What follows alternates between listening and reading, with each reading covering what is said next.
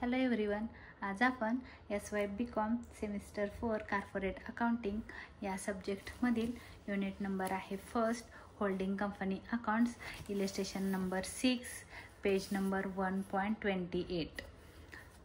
सर्वात प्रथम आपण क्वेश्चन रीड करून घेऊया. गिवन इन्फॉर्मेशन पहा. A Limited holds 80% of the equity share capital of B Limited. म्हणजे काय सांगितलेलं आहे, ए लिमिटेडनं 80% शेअर्स आहेत. हे 80% शेअर्स बी लिमिटेडचे होल्ड केलेले आहेत, म्हणजेच ॲक्वायर केलेले आहेत. एनं बी लिमिटेडला ॲक्वायर केलं. किती शेअर्स ॲक्वायर केले तर 80% शेअर्स ॲक्वायर केलेले आहेत. Which was acquired on 31 March 2019. आणि ही डेट पण महत्त्वाची आहे. कधी ॲक्वायर केलेलं आहे तर 31 मार्च 2019ला. म्हणजे आपण जर इयर काढलं तर ते 1 एप्रिललाच ॲक्वायर झालेले आहे, 31 March 2019ला. When the later company had a credit balance of profit and loss account of ₹15,000 and journal reserve of ₹20,000. तर बघा इथं क्रेडिट बॅलन्स म्हटलेला आहे. म्हणजे जेव्हा ती कंपनी ॲक्वायर झाली म्हणजे B Limited. When the latter company means B Limited जी ॲक्वायर झालेली आहे ती बी लिमिटेड कंपनीकडं जेव्हा ती ॲक्वायर झाली तेव्हा तिच्याकडे प्रॉफिट होता 15,000, कारण तो क्रेडिट बॅलन्स सांगितला आहे. म्हणजे काय होतं, प्रॉफिट होता 15,000 रुपये अँड जर्नल रिझर्व ऑफ ₹20,000. आणि जर्नल रिझर्व होता 20,000. म्हणजे हे ॲक्वायर करायच्या अगोदर होता. म्हणजे हा प्रॉफिट आहे आणि हा जर्नल रिझर्व आहे. हा आहे तुमचा कॅपिटल प्रॉफिटच्या वर्किंग नोटला जाईल. 15,000 हा प्रॉफिट अँड लॉस आणि 20,000 जर्नल रिझर्व. हा 35,000 हा तुमचा कॅपिटल प्रॉफिट असेल. Stock held by A Limited include ₹5,000 for goods supplied by B Limited at a profit of 20% on the selling price. On the selling price हा शब्द महत्त्वाचा आहे. Selling प्राइसवर, on म्हणजे वर, 20% प्रॉफिट घेऊन त्यांनी काय केलेलं आहे, गुड्स सप्लाय केलेला आहे. बी लिमिटेडने ए लिमिटेडला माल सप्लाय केलेला आहे 5,000 रुपयाचा. तर इथं बघा हा शब्द महत्त्वाचा आहे. ऑन द सेलिंग प्राईसवर 20% प्रॉफिट आहे. तर सेलिंग प्राईस जेव्हा पण असं लिहिलं असेल ऑन सेलिंग प्राईस, तर सेलिंग प्राईस 100 असेल. त्याच्यामध्ये आपला फॉर्म्युला टाकायचा आणि मग profit plus cost price plus profit is equal to selling price. तर मग कधी सांगतात on cost price. On cost price म्हणलं तर कॉस्ट प्राईस 100 असेल. बट आता काय सांगितलेलं आहे, ऑन सेलिंग प्राईस म्हणजे सेलिंग प्राईस 100 आहे आणि 20% प्रॉफिट आहे. मग आपल्या फॉर्म्युलानुसार आपल्याला हे काढायचं आहे. From the following balance sheet prepare consolidated balance sheet as on 31 March 2020. आपल्याला कॉन्सॉलिडेटेड बॅलन्स शीट प्रिपेअर करायला सांगितलेली आहे मार्च 2020ची. आणि इथं बघा कधी ॲक्वायर केली तर मार्च 2019ला ॲक्वायर केली आणि एक वर्षानंतरची म्हणजे 31 मार्चची आपल्याला बॅलन्स शीट प्रिपेअर करायला सांगितलेली आहे. क्वेश्चनमध्ये अजून दिलेला आहे balance sheet as on 31 March 2020. Share capital आहे issued subscribe and paid of capital equity shares of ₹10 each. A लिमिटेडचं कॅपिटल आहे हे 5 लाख रुपीज तुमच्या बॅलन्स शीटच्या लायबिलिटीला जातील. हे 1 लाख रुपीज आपण वर्किंग नोटमध्ये घेणार आहोत. जर्नल कॅपिटल रिझर्व दिलेला आहे 1 लाख. जर्नल रिझर्व 1,20,000 आहे आणि 30,000. आता ह्याचा विचार करा, हा जर्नल रिझर्व आहे हा बॅलन्स शीटला येणार आहे आणि हा आपण वर्किंग नोट करताना यूज करणार आहे. प्रॉफिट अँड लॉस, हा प्रॉफिट अँड लॉस 7 नंबरच्या वर्किंग नोटला जाणार आहे. त्याला आपण कॉन्सॉलिडेटेड प्रॉफिट अँड लॉस म्हणतो. त्याच्या वर्किंग नोटला हे जाणार आहे. आणि हा प्रॉफिट अँड लॉस आपण रेव्हेन्यू प्रॉफिट आणि कॅपिटल प्रॉफिट काढताना ह्याचा विचार करणार आहे. त्याच्यानंतर क्रेडिटर्स आहेत, बिल्स पेबल आहे, बँक ओव्हरड्राफ्ट आहे. ही थर्ड पार्टी लायबिलिटी आहे, ही तुमच्या बॅलन्स शीटला जाईल. फिक्स ॲसेट दिलेली आहे. Investment 8,000 shares of B Limited. B लिमिटेडनं 8,000 शेअर्स ॲक्वायर केलेले आहेत. म्हणजे इथं आपण म्हणतो ना, आता वर्किंग नोट करतो तर इथं दिलेले आहे बघा, shares acquire by A limited आणि shares issued by B limited. तर शेअर्स किती ॲक्वायर केले, 80% पण सांगितले आपण. 1 लाखच्या 80% पण काढू शकतो किंवा इथं सांगितलेलंच आहे 8,000. तर 8,000 शेअर्स ॲक्वायर केलेले आहेत म्हणून हे ॲक्वायर केले. तर होते शेअर्स किती, त्याच्यावरून त्यांनी घेतले किती हे आपल्याला सेकंड नंबरच्या वर्किंग नोटमध्ये करायचं आहे. स्टॉक दिलेला आहे. स्टॉकला हिडन ॲडजस्टमेंट आहे इथं सांगितलेलं आहे.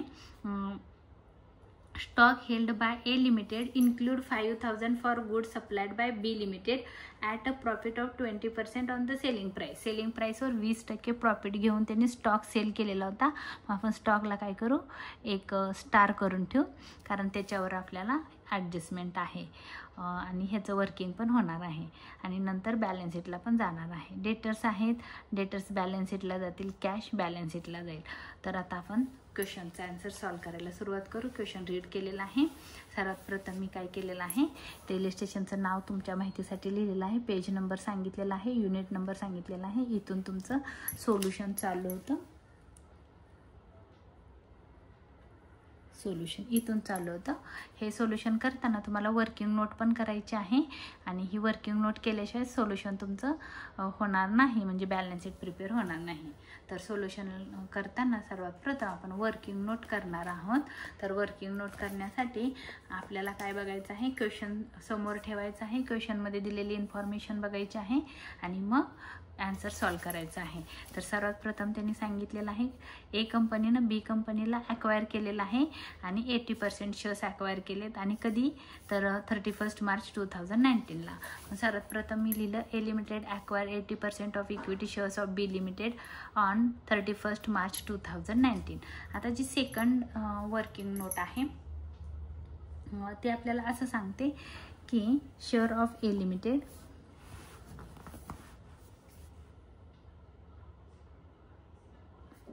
share of A Limited in B Limited. आता ह्याचा फॉर्म्युला आहे, आपल्याला माहित असेल, तुम्ही लर्न केला असेल. इथं सांगायचं आहे shares acquired by A limited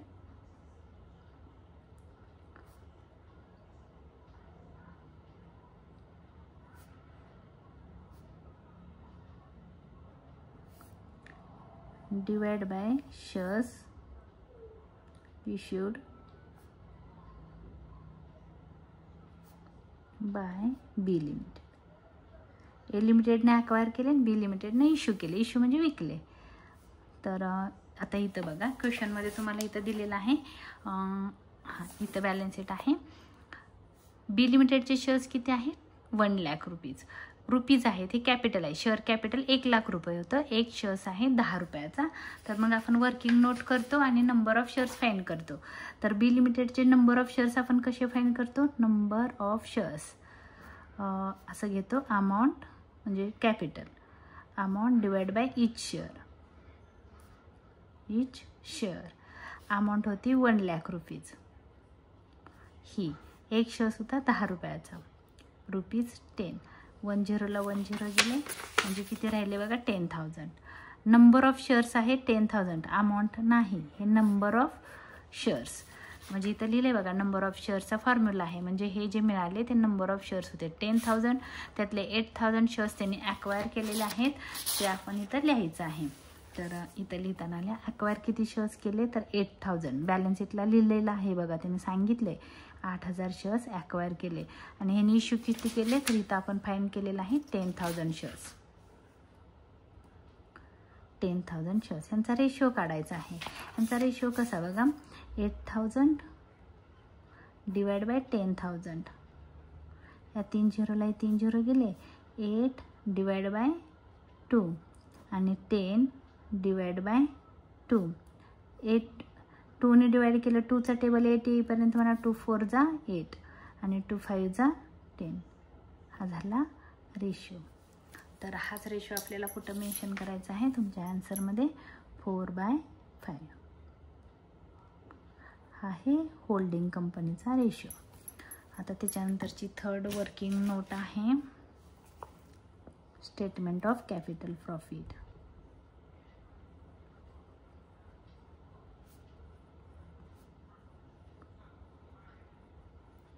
capital profit और लॉस. आपल्याला माहिती नाही प्रॉफिट येणार आहे का लॉस, म्हणून मी दोन्ही मेन्शन केलं.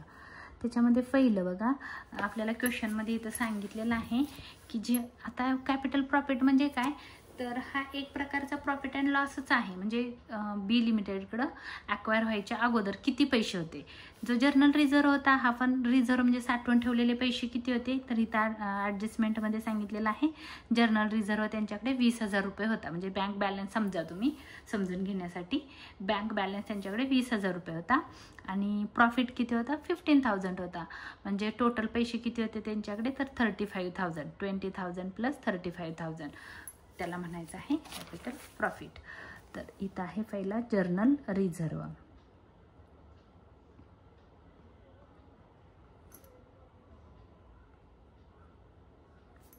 तारीख लिहूया आपण कधीचा होता.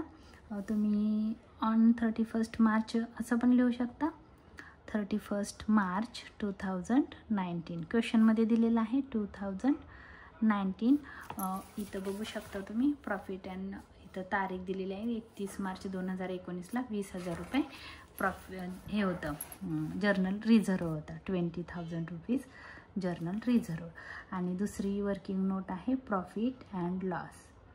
प्रॉफिट अँड लॉस हा पण कधीचा आहे बघा. इथं सांगितलेला आहे हा प्रॉफिट अँड लॉस आहे 31 मार्च 2019चा 15,000. आता प्रॉफिट अँड लॉस मग तुम्हाला वाटेल हा प्रॉफिट आहे का लॉस आहे, तर credit balance. Credit balance means profit असतो. तर आपण इथं लिहू 31 मार्च 2019. अमाऊंट आहे 15,000. टोटल केली तर अमाऊंट येते 35,000. ह्याला आपण नाव देणार आहोत कॅपिटल प्रॉफिट.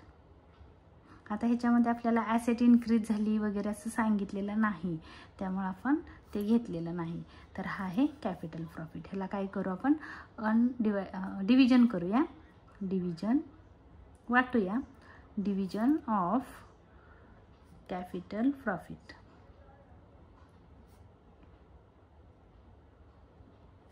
अमाऊंट आहे रुपीज 35,000. ह्याला आपल्याला डिवाइड करायचे आहे.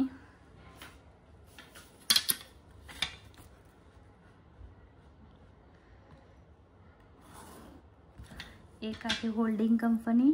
ए इज द होल्डिंग कंपनी.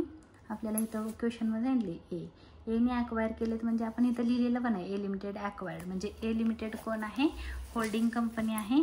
आपण इथं लिहू ए लिमिटेड. अमाऊंट आहे 35,000. 35,000 इंटू तिचा रेशिओ आहे 4/5. आता तुम्ही याला कॅल्सीवर डिवाइड करू शकता. मी तुम्हाला दाखवते कॅल्सीवर करून. 35,000 इंटू 4 डिवाइड बाय 5. अमाऊंट आली 28,000 रुपीज. 28,000. हे आपण कधी घेतो तर गुडविलची जी वर्किंग नोट करतो तेव्हा घेतो आणि हे मायनस होतं. हे काय होतं, मायनस होतं. प्रॉफिट आला की मायनस, लॉस आला की प्लस होतं. तसंच आपल्याला काय करायचं आहे, रिझर्वला मायनॉरिटी कंपनी किंवा त्याला सबसिडरी कंपनी म्हणतो, त्याला पण आपल्याला डिवाइड करायचं आहे. बी लिमिटेड 35,000 इंटू, आता तुम्हाला इथं रेशिओ काढून दाखवते बघा. आपण इथं किती घेतला आहे 4/5. म्हणजे 4मध्ये किती ॲड केल्यानंतर हा 5 येतो, डिनॉमिनेटरचा 5 येतो. 4मध्ये किती ॲड केल्यानंतर 5 येतो 1. म्हणजे हा 4 आहे. 4/5 आहे होल्डिंग कंपनीचा रेशिओ आणि हा 1 आहे, हा मायनॉरिटीचा आहे 1/5 असेल. 1/5. 5×7=35. 7,000 दिली. तर तुम्ही इथं कॅल्सीवर करायची सारखी गरज नाही. जे आपल्याला ओरली येतं ते आपण ओरली पण करू शकतो. 35,000 डिवाइड बाय 5 7,000. तर इथं आहे रुपीज 7,000. हे कुठे येतं, मायनॉरिटी इंटरेस्ट. मायनॉरिटी इंटरेस्टच्या वर्किंग नोटला ॲड होतं. इथं मी ॲडचं साईन करून ठेवते म्हणजे तुम्हाला हे समजेल हे ॲड होतं. त्याच्यानंतरची वर्किंग नोट आहे रेव्हेन्यू प्रॉफिट. स्टेटमेंट ऑफ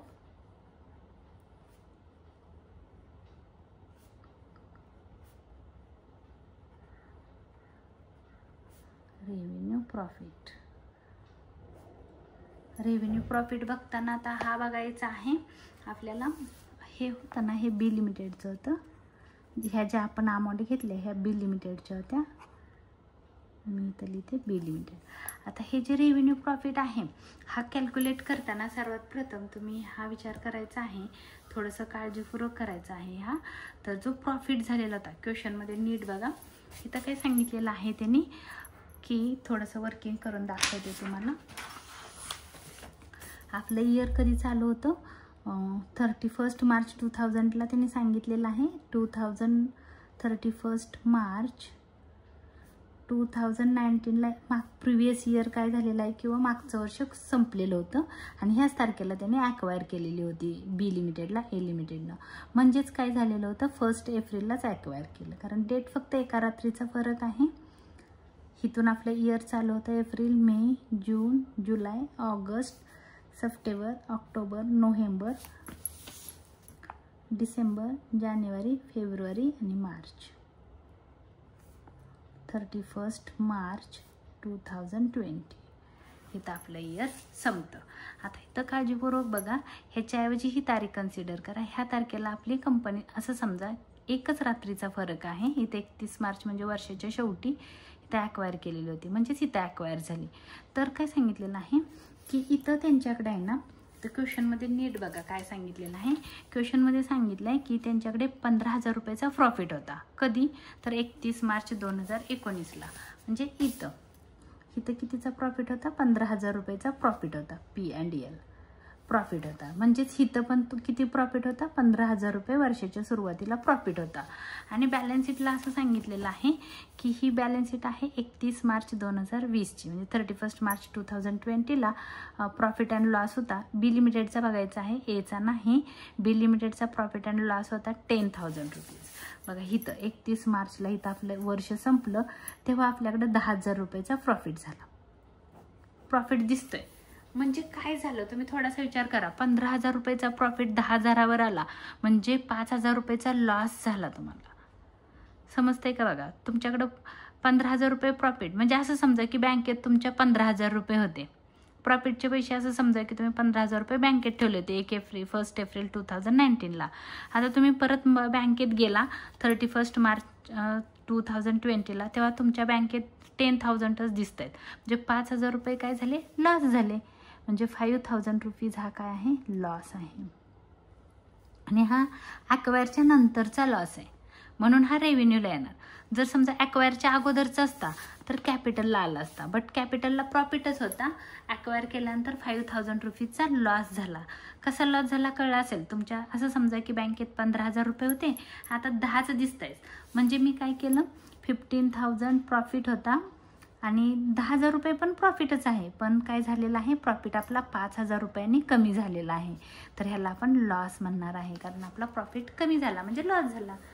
आणि हे नाही समजलं तर बँकेत 15,000 होते आणि एका वर्षानंतर तुम्ही बँकेत गेला तर बँक सांगते की तुमच्या अकाउंटवर 10,000 रुपये आहेत. म्हणजे काय झालं, 5,000 रुपयाचा तुमचा लॉस झाला. समजण्यासाठी सांगितलेलं आहे एक्झाम्पल. तर 5,000 रुपयाचा लॉस आहे. मग मी इथं तसं जर्नल रिझर्व पण काढायचं आहे आपल्याला. Profit and loss, profit and loss. इथं तारीख लिहिते मी 1 एप्रिल किंवा ही पण लिहू शकता मार्च 2019. थांबा असं लिहू आपण 31 मार्च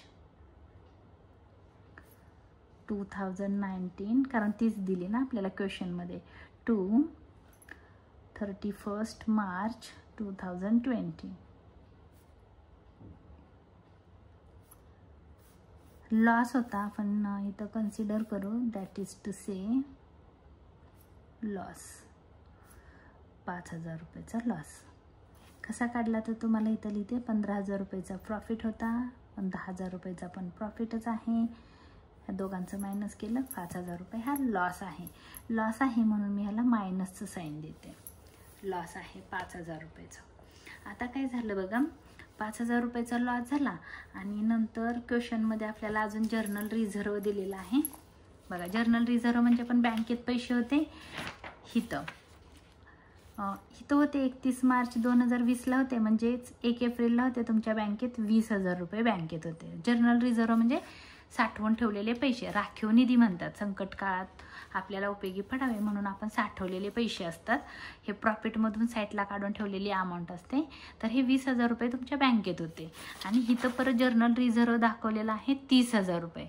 तर बघा, जो जर्नल रिझर्व 20 होता, आता किती झाला इथं, तो 30 झाला, 30,000 झाला जर्नल रिझर्व. इथं होता 20,000 रुपये जर्नल रिझर्व होता 1 एप्रिल 2019ला. म्हणजेच 31 मार्च 2019ला 20,000 रुपये जर्नल रिझर्व होता. आता तो 31 मार्च 2020ला 30,000 झाला. म्हणजे बँकेत तुमच्या 20,000 होते, आता तुमच्या बँकेत 30,000 दिसत आहेत.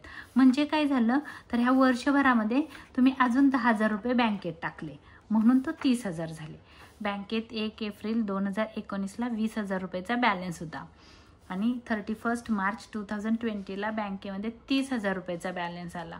म्हणजे काय झालं, 10,000 रुपये वाढले. म्हणजे 10,000 रुपये तुम्ही बँकेत टाकले म्हणजे प्रॉफिट आहे, म्हणजे वाढ झालेली आहे तुमच्या बँक बॅलन्समध्ये. म्हणून आपण ह्याला म्हणणार आहोत इथं जर्नल रिझर्व 10,000 रुपीज ॲड होईल.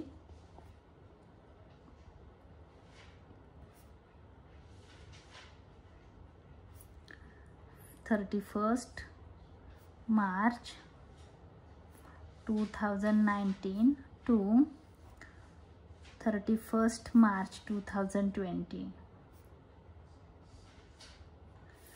10,000 रुपीज प्लसमध्ये येतील, कारण आपण पैसे बँकेत टाकलेत, आपल्याकडं आपला बँक बॅलन्स वाढणार आहे. तर 10,000 रुपीज प्लसमध्ये येतील. आता हे समजतंय का बघा. म्हणजे आता बघा ह्याचं आन्सर बघा कसं येईल. ह्याचा आन्सर असेल 10,000 रुपयाचा प्रॉफिट, 5,000 रुपयाचा लॉस. म्हणजे काय झालं बघा, हा प्लस मायनसचं साईन आलेलं आहे. जेव्हा पण दोन अपोजिट साईन येतील तेव्हा दोघांचं मायनसच करायचं आहे. वर्किंग करून दाखवते इथं. जेव्हा पण एक आहे मायनस 5,000 प्लस 10,000, तुम्हाला काय करायचं आहे, जेव्हा पण हे दोन अपोजिट साईन येतील तेव्हा दोघांचं मायनसच करायचं. 10,000 मधून 5,000 गेले, आन्सर आलं 5,000. आणि बिगर नंबरचं साईन आन्सरला द्यायचं. बिगर नंबर आहे 10,000, 10,000चं साईन येईल आन्सर आहे 5,000. 5,000ला आन्सर येईल, साईन येईल प्लसचं. म्हणजे तुम्हाला प्रॉफिट झाला 5,000. प्लसचा आला की प्रॉफिट, लॉसचं मायनसचं साईन आलं की लॉस. म्हणजे काय आहे, हा revenue profit.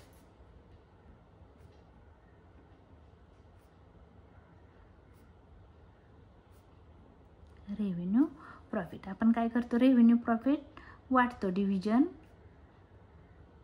Of revenue profit.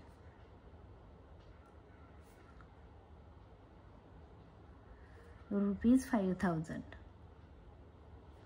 आपल्याला डिवाइड करायचे आहे.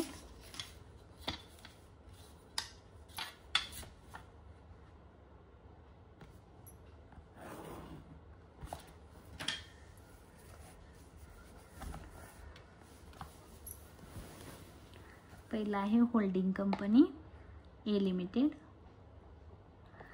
5,000. रुपीजचं पण साईन तुम्ही लिहू शकता इथं असं. रुपीज रेशिओ आहे 4/5 आणि 5 एके 5, 4,000 येतोय. तुम्ही करून बघा, आता कॅल्क्युलेट करायची गरज नाही. 5 1 5, 1,000 × 4 4,000 रुपीज 4,000.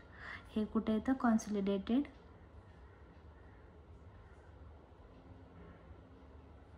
P&L प्रॉफिट अँड लॉसला हे प्लस होतं, हे प्लस होतं त्या वर्किंग नोटला. आणि इथं आहे दुसरं आहे बी लिमिटेड रुपीज 5,000 इंटू तिचा रेशो आहे 1/5. 5 1 5, आन्सर आलं 1,000. हे मायनॉरिटी इंटरेस्टला ॲड होतं. Add minority interest, minority interest. ही झाली आपली 4 नंबरची वर्किंग नोट. आता 5 नंबरची आहे minority interest, working note statement of minority interest.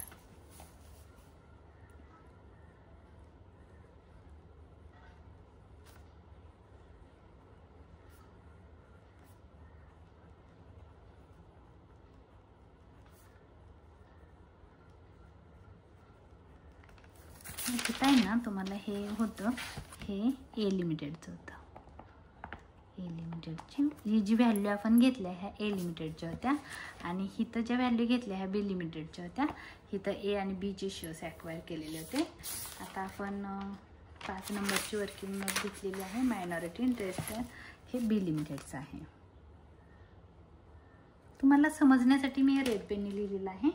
तुम्ही फक्त समजून घ्या, पेपरमध्ये लिहू नका हे असं बी लिमिटेड वगैरे. आता इथं बघा, इथं काय झालं की थोडंसं दाखवते. शेअर्स किती होते? 10,000. 10,000 मधले 8,000 शेअर्स कुणी घेतले? ए लिमिटेडने घेतले. बी लिमिटेडकडे 10,000 शेअर्स होते, त्यातले 8,000 शेअर्स एने घेतले. म्हणजे राहिले किती शेअर्स त्यांच्याकडे? 10,000 minus 8,000 shares is equal to 2,000 number of shares राहिले बी लिमिटेडकडं. एक शेअर्स होता क्वेश्चनमध्ये इथं सांगितलेलं आहे, एक शेअर्स होता 10 रुपीजचा. एक शेअर्स आहे 10 रुपीजचा, म्हणजे 2,000 इंटू 10, आन्सर आलं 20,000. ही झाली face value of shares held by minority. तर आपण इथं सर्वात प्रथम लिहिणार आहोत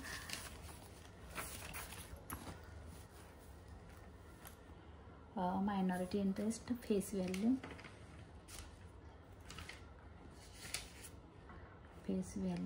of shares held by minority.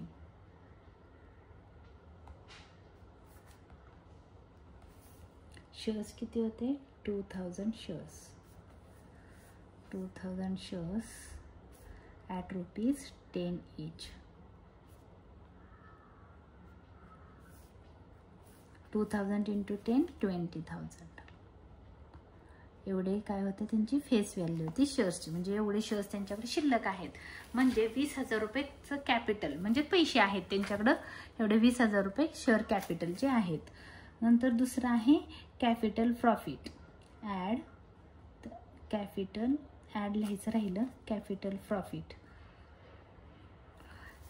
इथं मी ॲडचं साईन टाकते. ॲक्च्युली इथंच लिहायला पाहिजे होतं. कॅपिटल प्रॉफिट किती आहे बघा. बी लिमिटेडचा कॅपिटल प्रॉफिट आहे 7,000 रुपये आणि रेव्हेन्यू प्रॉफिट आहे 1,000 रुपीज. ही दोन्ही पण व्हॅल्यू बघून घ्या. हे 7,000 आणि इथं खाली आहे 1,000. हे आहे रेव्हेन्यू प्रॉफिट 1,000 आणि कॅपिटल प्रॉफिट आहे 7,000. ते आपल्याला ॲड करायचं आहे. इथं ॲड 7,000 कॅपिटल प्रॉफिट. इथं 3 नंबरला आहे ॲड रेव्हेन्यू प्रॉफिट.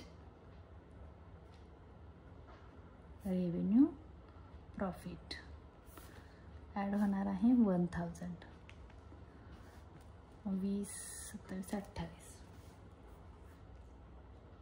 ह्याला म्हणायचं आहे minority interest. Therefore minority interest म्हणजे बीचा प्रॉफिट आहे, profit and loss. Minority interest हे येतं बॅलन्स शीटच्या लायबिलिटी साईडला. जे आपण कॉन्सॉलिडेटेड बॅलन्स शीट बनवणार आहोत तिथं हे मायनॉरिटी इंटरेस्ट येणार आहे 28,000. नेक्स्ट वर्किंग नोट आहे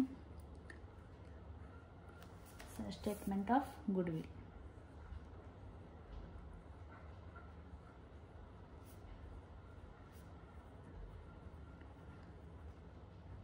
किंवा capital reserve.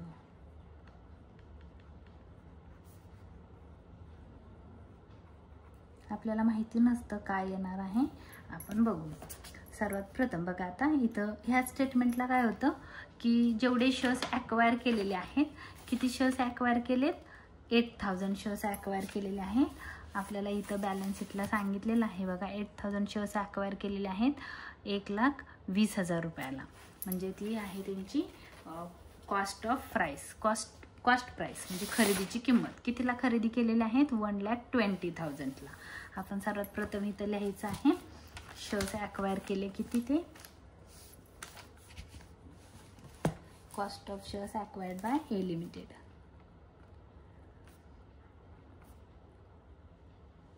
Cost of shares acquired by A limited. इथं व्हॅल्यू दिलेली आहे बॅलन्स शीटला 1,20,000. त्यांनी काय केलं 1,20,000ला 1,20,000 रुपयाला 8,000 शेअर्स ॲक्वायर केले.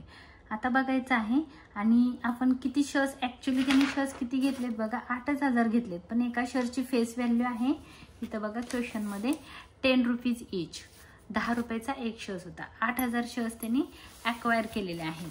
म्हणजे व्हॅल्यू बघा कशी येईल 8,000 शेअर्स ॲक्वायर केले, एक शेअर्स आहे 10 रुपयाचा, म्हणजे 80,000 रुपीजच त्यांनी फेड करायला पाहिजे होते. 80,000 रुपये एनं बी लिमिटेडला द्यायला पाहिजे होते. पण काय झालं ए लिमिटेडनं बी लिमिटेडला 1,20,000 दिले, द्यायला पाहिजे होते किती 80,000 रुपये द्यायला पाहिजे होते, त्यांनी 1,20,000 दिले. मग आपण इथं लिहू लेस काय केलेलं आहे तर शेअर्स ॲक्वायर केलेले आहे, त्याला आपण म्हणू A Limited face value of share acquire.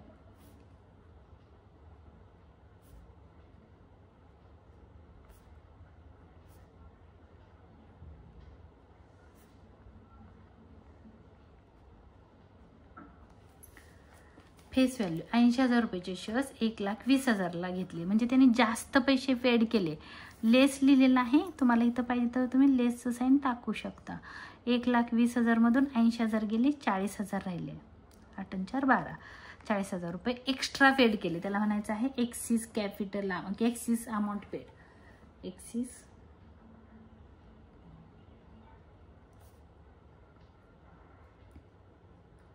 Amount paid. जास्त पैसे फेड केले कुणी ए लिमिटेडनं बी लिमिटेडला 40,000 रुपये जास्तीचे दिले.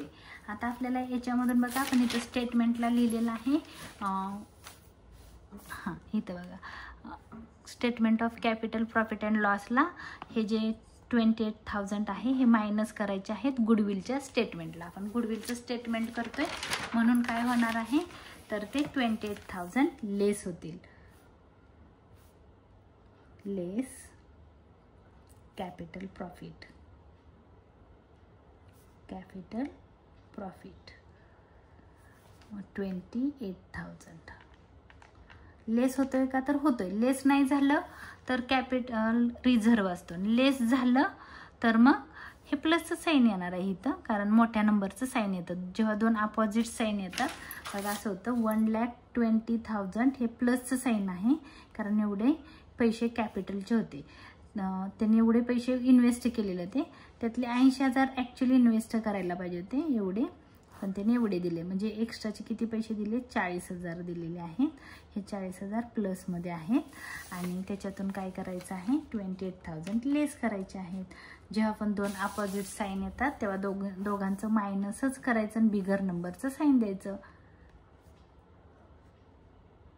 12,000 रुपये इथं येणार आहे प्लसचं साईन, आणि प्लसचं साईन आलं की गुडविल म्हणायचं, मायनसचं साईन आलं की रिझर्व म्हणायचं. आणि हे सोपंच आहे, याच्यात काय प्रॉब्लेम नाही आहे. लेस आपण फेस व्हॅल्यू करतो, ह्याच्यामधून हे लेस केलं हे आलं, ह्याच्यामधून हे लेस केलं तर आले 12,000. त्याला म्हणायचं आहे गुडविल.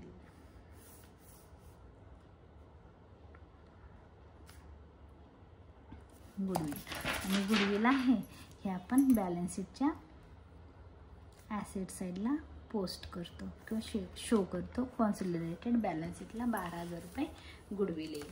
आता नेक्स्ट तुमचं स्टेटमेंट आहे 7 नंबरचं कॅल्क्युलेशन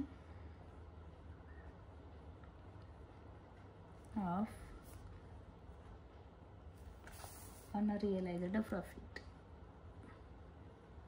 अनरिअलाइज्ड प्रॉफिट. आता एक क्वेश्चनमध्ये बघायचं आहे तुम्हाला काय इन्फॉर्मेशन दिली, तर क्वेश्चनमध्ये बघा इथं सांगितलेलं आहे की काय केलेलं होतं तर हे स्टॉकशी रिलेटेड असतं. Stock held by A limited include 5,000 for goods supplied by B limited at a profit of 20% on selling price. Means selling price is 100. Selling price on selling price लिहिले म्हणजे सेलिंग प्राइस 100 असेल, 20% आहे म्हणून selling price 100, profit 20 आणि cost price काढायची आहे. आपला formula आपण इथं पहिलं लिहूया. कोणी काय केलेलं आहे तर बी limited supplied goods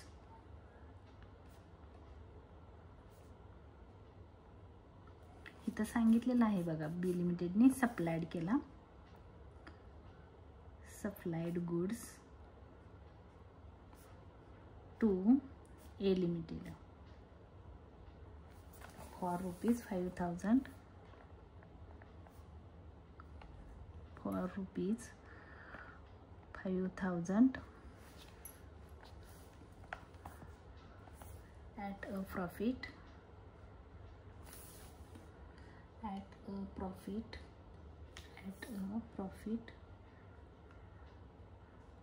of 20% on selling price.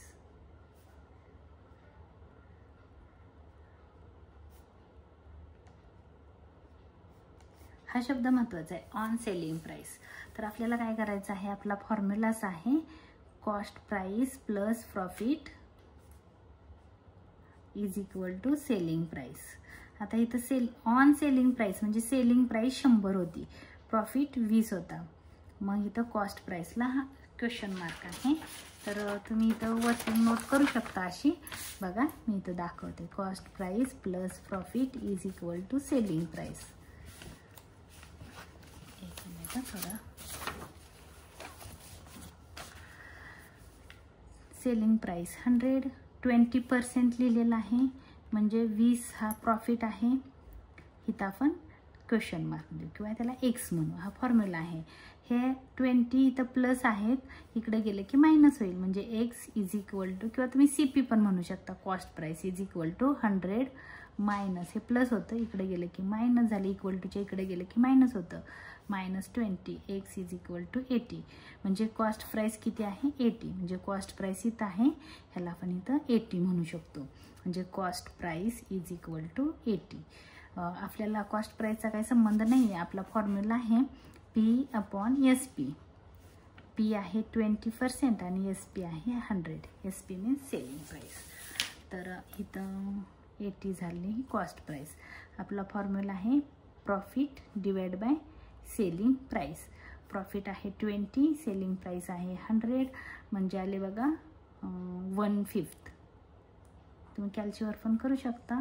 20 divide by, ह्या झिरोला हा झिरो गेला, 2 1 जा 2, 2 5 जा 10, म्हणजे आलं 1/5. 1/5 हाला रेशिओ.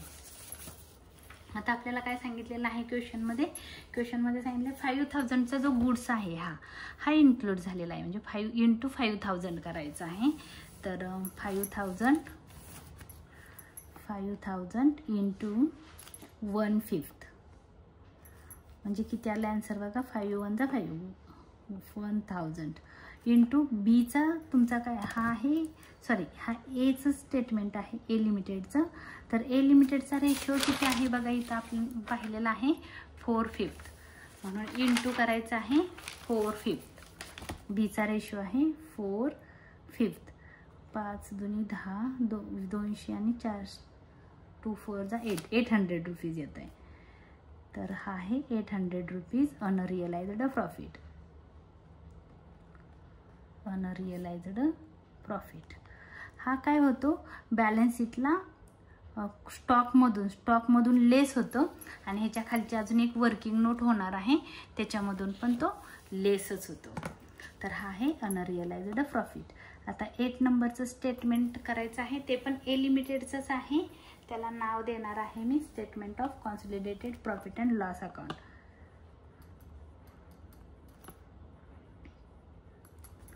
स्टेटमेंट ऑफ consolidated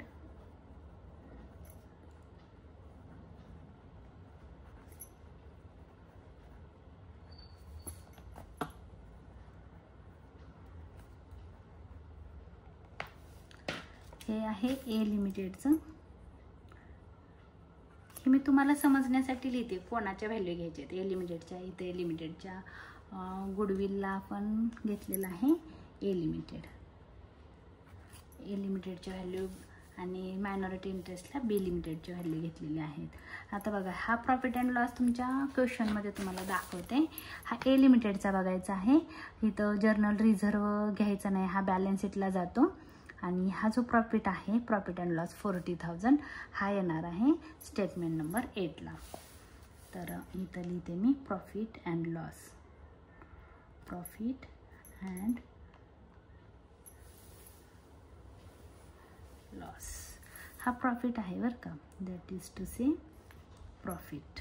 कारण क्रेडिट बॅलन्स मीन्स प्रॉफिट किंवा लायबिलिटीला असतो तो क्रेडिटच असतो. 40,000 दिलेला आहे, मी इथं लिहिलं 40,000 हा प्रॉफिट आहे. आता त्याच्यामध्ये आपल्याला काय घ्यायचं असतं, रेव्हेन्यू प्रॉफिट ॲड करायचं असतो. कोणाचा? ए लिमिटेडचा. Add revenue profit. Revenue profit. A लिमिटेडचा रेव्हेन्यू प्रॉफिट बघा किती आहे. ए लिमिटेडचा रेव्हेन्यू प्रॉफिट आपल्याला इथं दिलेला आहे 4,000. किती आहे? 4,000. तर ए लिमिटेडचा रेव्हेन्यू प्रॉफिट आपण इथं ॲड करू 4,000 रेव्हेन्यू प्रॉफिट. आता आपल्याला त्याच्यानंतर घ्यायचं आहे रेव्हेन्यू प्रॉफिट झाल्यानंतर अनरिअलाइज्ड हा जो प्रॉफिट आहे हा काय करायचा आहे, लेस करायचा आहे. तर आपण पहिले याचं टोटल करून घेऊ म्हणजे लेस करता येईल, कारण हे ॲड करायचं होतं. ह्याच्यामधून 3 नंबरला आहे लेस अनरिअलाइज्ड प्रॉफिट.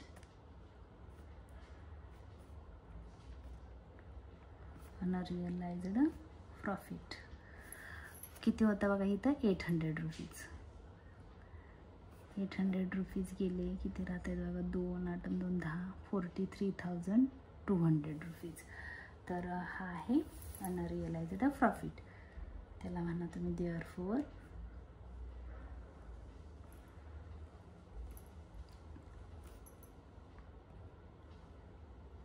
Profit and loss. तर हा जातो बॅलन्स शीटच्या लायबिलिटीला. हा एचा प्रॉफिट अँड लॉस आहे आणि मायनॉरिटी इंटरेस्ट हे बीचा प्रॉफिट अँड लॉस आहे. तर हे आपलं वर्किंग नोट इथं संपलेले आहे. बट आपल्याला अजून एक बॅलन्स शीट प्रिपेअर करायचे आहे. बॅलन्स शीट प्रिपेअर करताना हे आन्सर आहे. तर त्याच्यासाठी आपण काय करायचं आहे, सर्वात प्रथम आपले जी क्वेश्चन आहे तो क्वेश्चन पाहायचा आहे. क्वेश्चनमध्ये जे दिलं आहे तसंच आपल्याला घ्यायचं आहे. क्वेश्चन बघा, इथं एक बॅलन्स शीट दिली आपल्याला. इथं दिलं शेअर कॅपिटल. आपण इथं घेऊया शेअर कॅपिटल. शेअर कॅपिटल त्याच्यामध्ये दिलं इश्यूड अँड सबस्क्राईब आहे, तसंच बघून घ्या. Issued, subscribe and paid up.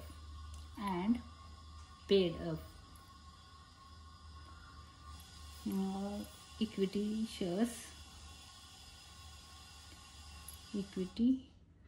shares at rupees 10 each. किती आहे बघा. एचं कॅपिटल बघायचं आहे. एचं 5 लाख रुपीज. बीचं घेऊ नका. तर इथं लिहा 5 लाख रुपीज. त्याच्यानंतर बघा इथंच बघायचं आहे.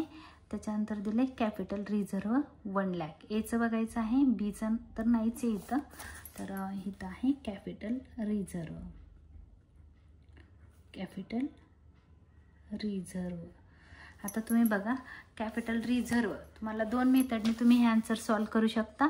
इथं दिलेलं आहे कॅपिटल रिझर्व 1 लाख आणि आपण इथं वर्किंग नोटमध्ये ना एक गुडविलची अमाऊंट काढलेली आहे. मी इथं लिहिलं तर गुडविल किंवा कॅपिटल रिझर्व येतो. तर गुडविल आलेला आहे 12,000. हे तुम्ही 1 लाखमधून 12,000 मायनस करून अमाऊंट लिहू शकता. बघा ही एक मेथड आहे. कॅपिटल रिझर्व होता 1 लाख लेस गुडविल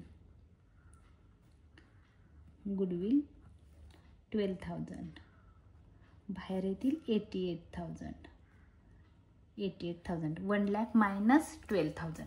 किंवा तुम्ही असं पण लिहू शकता कॅपिटल रिझर्व 1 लाख गुडविल ह्या ॲसेटला येईल 12,000. तरी पण तुमचा आन्सर बरोबर येणार आहे. परत एकदा बघा कॅपिटल रिझर्वची अमाऊंट डायरेक्ट बाहेर लिहायची 1 लाख आणि गुडविलची अमाऊंट लिहायची ॲसेटला 12,000 ह्या साईडला. इथं तुम्ही असं पण लिहू शकता. असं केलं तरी बरोबर आहे. त्याच्यानंतर क्वेश्चन बघा. क्वेश्चनमध्ये काय दिले, जर्नल रिझर्व. एचा घ्यायचा आहे जर्नल रिझर्व, बीचा नाही. जर्नल रिझर्वची अमाऊंट आहे 1,20,000. एची घ्यायची आहे, बीचं नाही, बीचा पण वर्किंग नोट करताना कॅपिटल रिझर्व कॅपिटल प्रॉफिट काढताना घेतलेलं होतं. त्याच्यानंतर आहे प्रॉफिट अँड लॉस.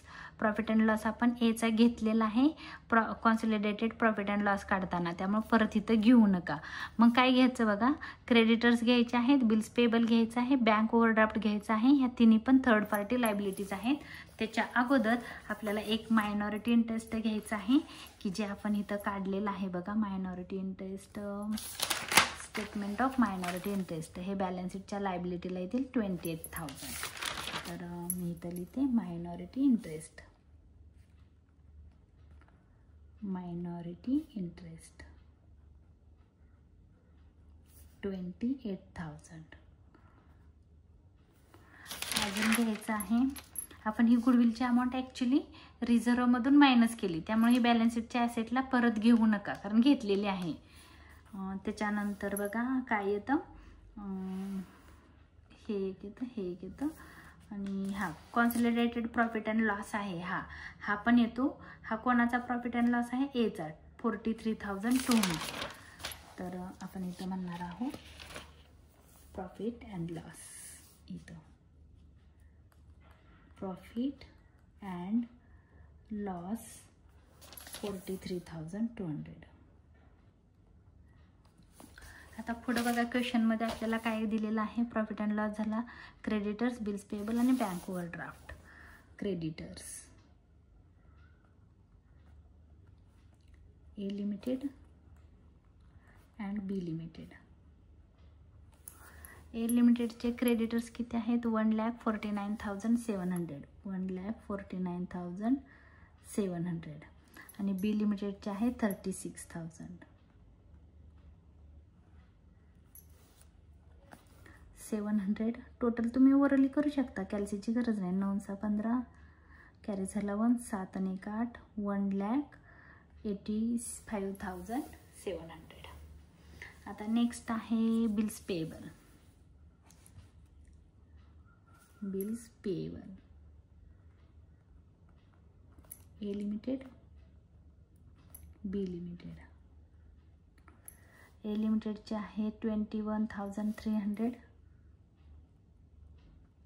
आणि सॉरी 10 जास्त झालं 300, 21,300 आणि बीचे आहेत 1,000 म्हणजे येतील 22,300. 22,300.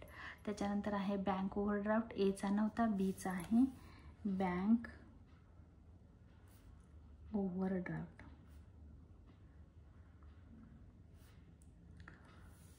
ए लिमिटेड, बी लिमिटेड, नील 6,400, टोटल येतील 6,400. तर ही झाली आपली लायबिलिटी साईड संपलेली आहे. इथं क्वेश्चनमधली लायबिलिटी साईड संपली. आता आपल्याला इकडे ॲसेटला जायचं आहे. ॲसेटला आपण सर्वात प्रथम गुडविल घेतो, बट आता आपण घेणार नाही कारण ऑलरेडी इथं घेतली. तुम्ही जर इथं 1 लाख घेतले असते तर गुडविल तुमची 12,000 इथं आली असती. तर पहिली बघा इथं बॅलन्स शीट दिसत असेल तुम्हाला, विजिबल असेल. तर 1 लाख रुपीज काय, सॉरी फिक्स ॲसेट काय आहे, फिक्स्ड ॲसेट. गुडविल घेऊ नका कारण ऑलरेडी घेतलेले आहे. फिक्स्ड ॲसेट्स त्याच्यामध्ये आहे ए लिमिटेड, बी लिमिटेड 2,45,500 आणि 23,000. ते 500, 5 आणि 3 8, 4 आणि 2 6, 2,68,500. त्याच्यानंतर आहे इन्व्हेस्टमेंट येत नाही, स्टॉक. स्टॉकला ॲडजस्टमेंट आहे, आपण स्टार केलेला आहे stock. A limited, B Limited. A लिमिटेडचे आहेत 4,14,000 आणि 1,23,000. त्या दोघांचं पहिलं आपण ॲड करून घेऊ. 4 आणि 3 7, 2 आणि 1 3, 4 आणि 1 5, 5,37,000. त्याच्यानंतर आहे लेस अनरिअलाइज्ड प्रॉफिट.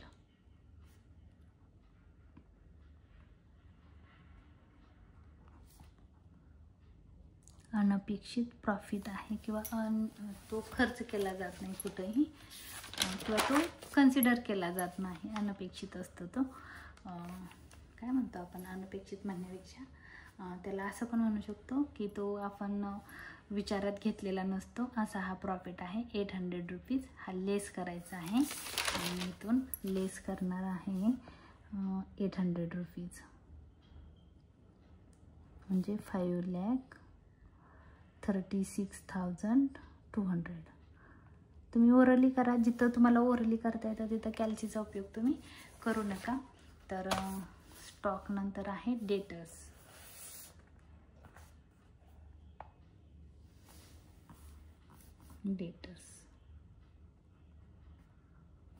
ए लिमिटेड, बी लिमिटेड. डेटर्सची व्हॅल्यू आहे 87,000 आणि आहे 37,400. या दोघांचं ॲड करा.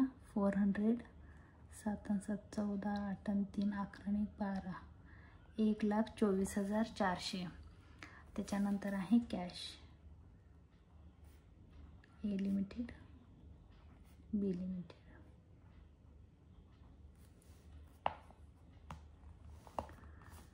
ए लिमिटेडची आहे 64,500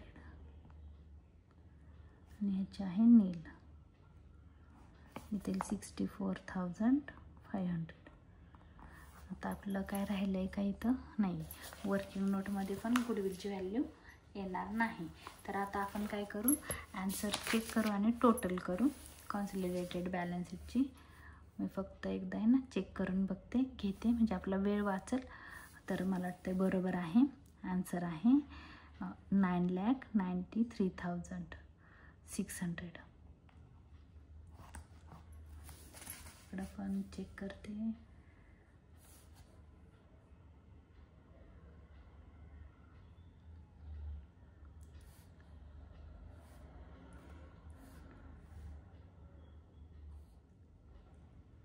बरोबर आहे. तर आन्सर आहे 9,93,600. 9,93,600 ही झाली आपल्या बॅलन्स शीटची टोटल. आता जर तुम्हाला हा माझा क्वेश्चन आवडला असेल, हा जर माझा व्हिडिओ आवडला असेल तर लाईक करा, शेअर करा, सबस्क्राईब करायला विसरू नका. धन्यवाद.